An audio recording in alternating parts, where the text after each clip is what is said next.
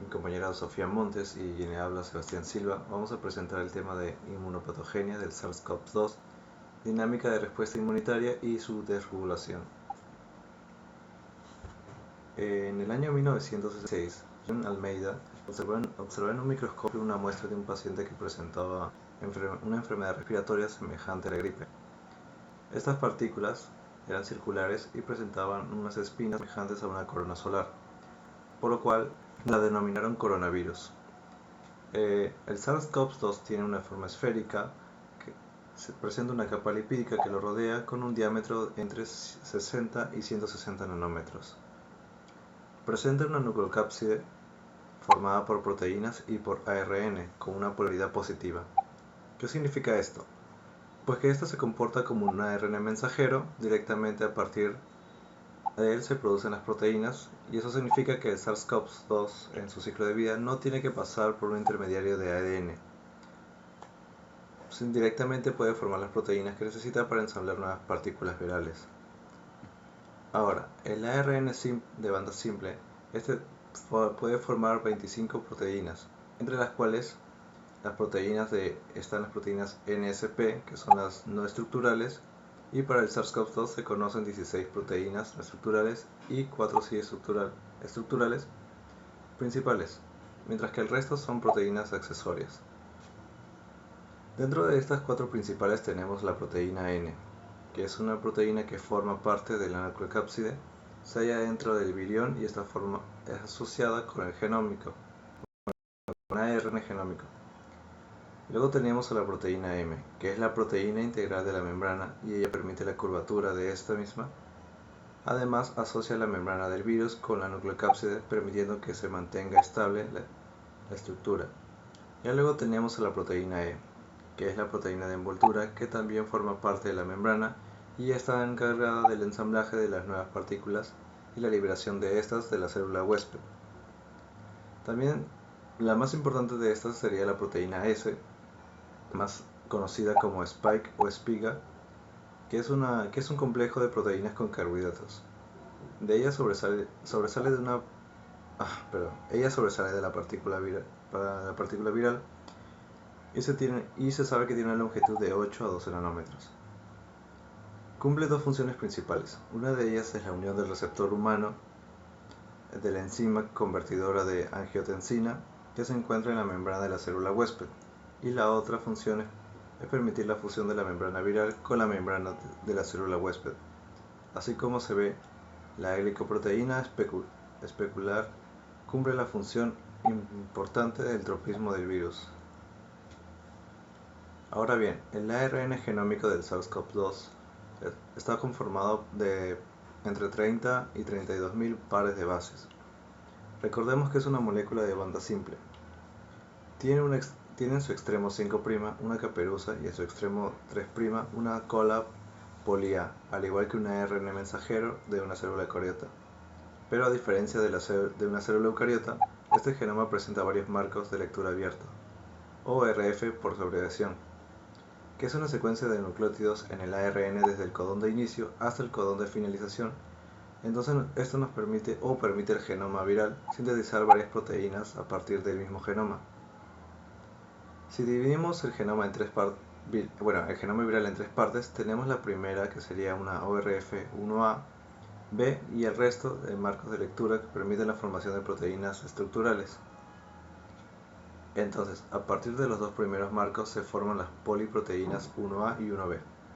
La 1A tiene la actividad de proteasa, por lo que permite la hidrólisis de estas mismas y genera otras proteínas que son las ARN polimerasa, dependientes del ARN, y proteínas no estructurales.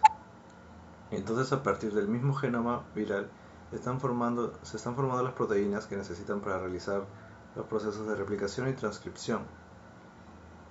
Entonces, primero ocurre el proceso de replicación, donde a partir del ARN genómico positivo se forma una copia complementaria, es decir, una negativa, y a partir de este se inicia un proceso de transcripción y se genera una cadena positiva, que es el ADN genómico, que va a formar las partículas virales, pero también forma un ARN subgenómico que forma proteínas S, E, M y N, es decir, las proteínas principales.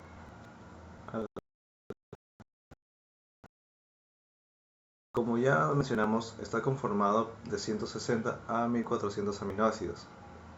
Es un trímero, lo que significa que tiene tres subunidades, como vemos en la imagen, una roja, la azul y una verde.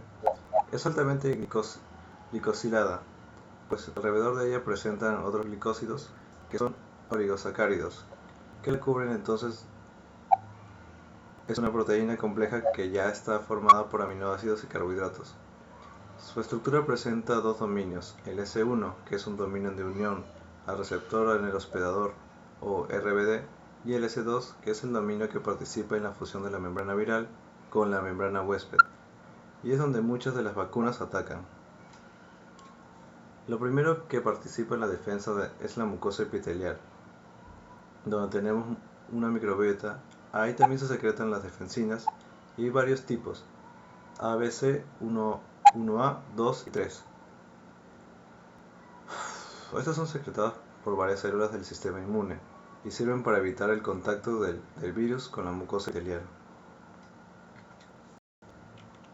Bueno, en el esquema, la zona amarilla representa la carga viral. Entonces se ve que desde que las defensinas empiezan a trabajar, comienzan a disminuir la velocidad de crecimiento del agente viral. Cuando el virus viola esta barrera, los mecanismos de inmunidad innata, que es la primera forma de defensa, compuesta por mecanismos intracelulares como los interferones de tipo 1 y 3, secretados hacia nuestras células y a las células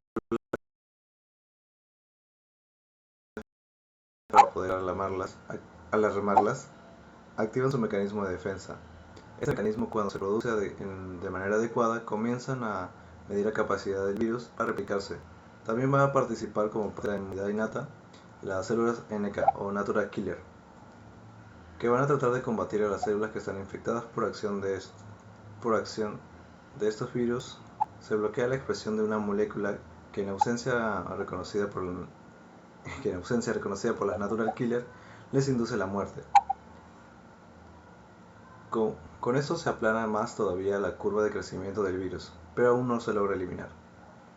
No es hasta que se desarrolla la inmunidad adaptativa a través de la activación de los linfocitos T y los linfocitos B. Los linfocitos T, a partir de la producción de determinadas moléculas, se comunican con las otras células activando a las células B para que produzcan los cuerpos que van a ser importantes para bloquear la capacidad del virus para infectar nuevas células. Y así es como se empieza una caída en la curvatura del crecimiento viral y se da finalmente el control del patógeno.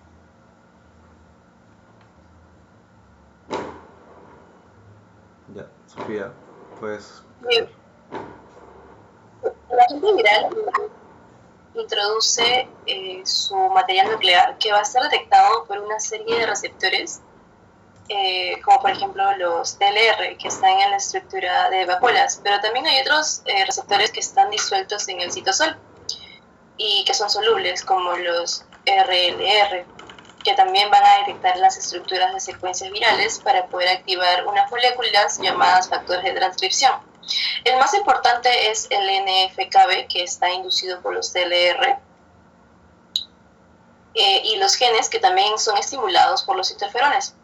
Estos genes son señalizados y luego ingresan al núcleo y van a inducir la activación de la producción de una serie de moléculas antivirales que van a formar parte de la defensa. El interferón lambda, el INF3, el humano tiene el tipo 1 al 4 y cumplen un rol de bloquear los mecanismos de replicación del virus, y además cumplen otra función básica, y es que al salir fuera de la célula va a interactuar con el receptor de la célula vecina y van a desencadenar señalizaciones intercelulares a través de tirosinquinasas, factor de transcripción, para activar más factores antivirales que van a ser secretados hacia la célula, y además estas van a salir hacia la parte extracelular para de esta manera poder controlar el agente viral.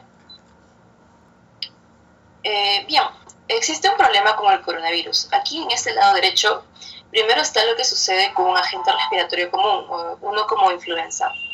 Y es que al ingresar en nuestro epitelio, sus receptores son diferentes, dos diferentes realmente, pero igual van a introducir su material viral genómico. Y esto va a ser identificado por nuestros receptores que van a señalizar y van a ingresar moléculas estimuladoras de nuestros genes para producir gran cantidad de nuestras moléculas antivirales, que son importantes para producir otra gran cantidad de interferones tipo 1 y 3. Muy importante es el NF-lambda, que va a poder controlar el agente viral tanto en el intra como en el extracelular, avisando así a las células vecinas, ya como ya se explicado anteriormente, para que se pongan en funcionamiento su maquinaria. Por tanto, no hay una respuesta necesaria de todo el sistema central de defensa y por tanto la formación de células del sistema global o central de nuestra médula ósea y las quimoquinas que las van a traer no va a ser muy marcado, y como consecuencia el paciente se va a recuperar más rápidamente, y eso es lo que sucede en la mayoría. Pero, ¿qué pasa con el COVID-19? El SARS-CoV-2 tiene la capacidad para bloquear estos mecanismos de los que habíamos hablado, que son intracelulares. Nuestra señalización hacia el núcleo, por tanto, sus proteínas del virus no solo van a actuar para transcribir su material genético, sino también produce una interferencia en el funcionamiento de otros diferentes mecanismos antivirales, y con eso la producción de interferones, sobre todo el lambda.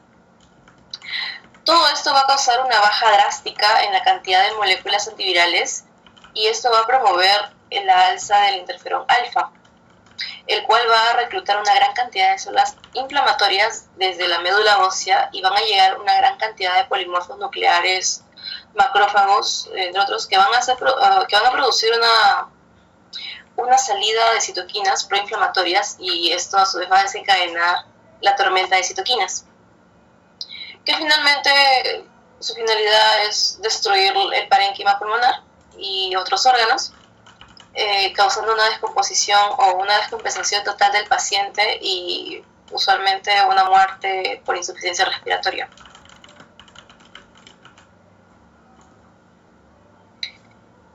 Luego está la memoria inmunológica. Se puede decir con gran seguridad que los péptidos sintetizados por el coronavirus tienen propiedades de bloqueo de todos los pasos de respuesta de defensa de la célula epitelial. Por ejemplo, los TLR que están en esta vacuna van a desencadenar unos mecanismos de defensa importantes a través de sus moléculas de transferencia MID88 y la TRIP. Pero la proteína N, que es del SARS-CoV-2, también tiene la capacidad de bloquear este paso, por tanto la activación del NF-κB se ve anulada. Mientras que la proteína M también puede bloquear el ligando de la IKB. De esta manera también inhibe el ingreso de la NF-κB, o sea, por todos lados se va a inhibir. De igual manera, la proteína N de la nucleocapsidad bloquea algunos otros pasos de las señales inducidas, como la respuesta de defensa del huésped ante la detección de la partícula viral junto a la NSP14. Igual que el bloqueo de otros pasos de los factores de activación o genes interferones como la N y la M. Es así que se concluye que el SARS-CoV-2 tiene muchas vías para bloquear la producción de interferones, y es por eso que su mecanismo es muy difícil de controlar, ¿no? Y más en huéspedes que están inmunodeprimidos. Eso sería todo. Muchas gracias. Gracias, profesor.